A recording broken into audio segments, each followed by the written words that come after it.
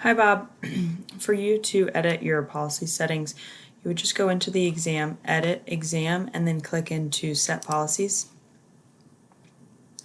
You'll see I've already updated the time frame, so you have students have from 7:55 till 10 a.m. So, like I said, we do like to give a larger window for the students, and then within that, allow that 60 minutes. Or some of your students may have ADA restrictions and have extensions, and if that's the case, this time window also applies to them. So if you have anyone that does need double the time or something, you might want to even extend this out further.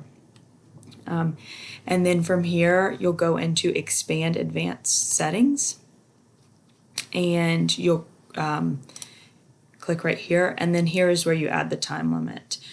So I have 60 minutes. If you wanted to change that to 65, scramble the questions, password protected, all of that. You can go through attempts. Anything you'd like to edit here is where you'll do that.